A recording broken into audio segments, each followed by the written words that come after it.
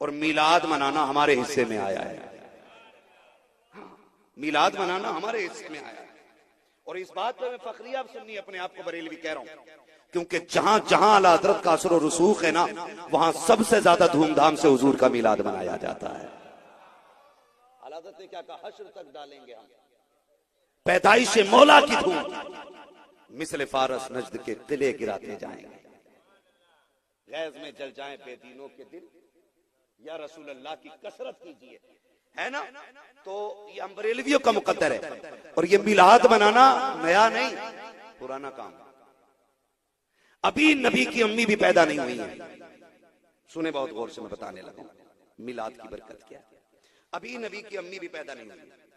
ایک چلن تھا اس دور میں بچیوں کو قتل کرنے کا. ہے توجہ؟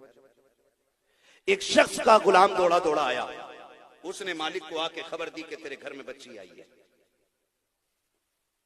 اس نے کہا کیسی ہے؟ کہا کالے رنگ کی ہے. اس نے کہا کہ مجھے اس کی شکل بھی نہیں دیکھنی، اسے لے جا کے کہیں قتل کر دے. یہ غلام تھا، لے کے بچی کو جنگل میں گیا.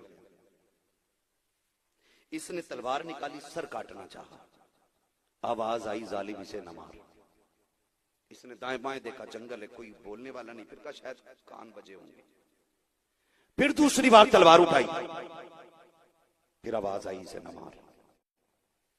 جب تیسری بار اس نے تلوار اٹھائی، آواز آئی ظالم اگر تو نہیں پال سکتا تو چھوڑ جا، ہم اپنے کرم سے پال لیں گے.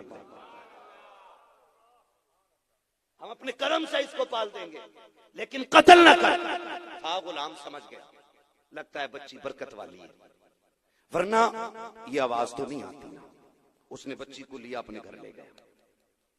جب لے گیا بچی کو گھر، اس نے بچی کو پالا پوسا. بچی اتنی بڑی عالمہ بنی کہ توریت، زبور، انجیل کا علم اس کو کم ہو گیا. اتنا علم اس کو اللہ نے دیا، توریت، زبور، انجیل، ساری کتابوں کا علم ازبر. ان ساری کتابوں کا علم اس کو. اور کمال یہ تھا کہ ہاتھ دیکھ کے بتا دیتی تھی کس کے نصیب میں کیا لکھا ہے. اس کا نام تھا سودا.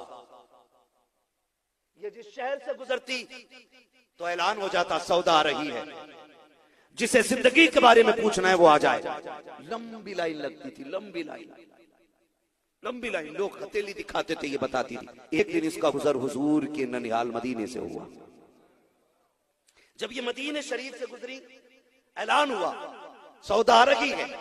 جس کو اپنے حالات کے بارے میں بات کرنی ہے وہ فلاں چوک میں آ جائے. تاریخ کا باغ ہے، جیسی سودا آئی نا تو مدینے کی عورتوں کی، مردوں کی لائن لگ جاتی ہے. چھوٹے بڑے سارے لائن میں لگے ہیں. تاریخ کا باغ ہے. ایک ایک بندے کو ہاتھ دیکھتی نظر ڈال کے بتا دیتی تیرے نصیب میں یہ ہے، تیرے نصیب میں یہ ہے، تیرے نصیب میں یہ ہے. لکیریں پڑ رکھی ہیں. اسی میدان کے اندر ایک کونے میں 6-7 سال کی عمر میں نبی کی پیاری امی سیدہ آمینہ رضی اللہ تعالیٰ عنہا بھی کھڑی تھی. کسی لڑکی نے ہاتھ پکڑ کے کہا آمینہ چل تو اپنا ہاتھ دکھا دے. آپ کہتی مجھے کیا ضرورت ہے، کیوں ہاتھ دکھاؤں؟ کہا تو سب لڑکیوں سے سب سے جدا ہے، تیرا اخلاق نرالا ہے، تیرا انداز نرالا ہے، ہر بچی سے علیحدہ رہتی ہے، دیکھیں تو ہے کون؟ اور آپ نے کہا نہیں مجھے نہیں دکھانا ہے. آپ نے انکار کیا، لیکن زبردستی اصرار کرنے پر وہ عورت آپ کا ہاتھ پکڑ کے جب سودا کے پاس لائی ہے، کہا بتا اس کے نصیب میں کیا لکھا ہے. تاریخ گواہ ہے کہ جیسی سودا نے سیدہ آمینہ کے ہاتھ کی لکیریں دیکھی ہے، ماتھے پہ پسینہ آنے لگ جاتا ہے.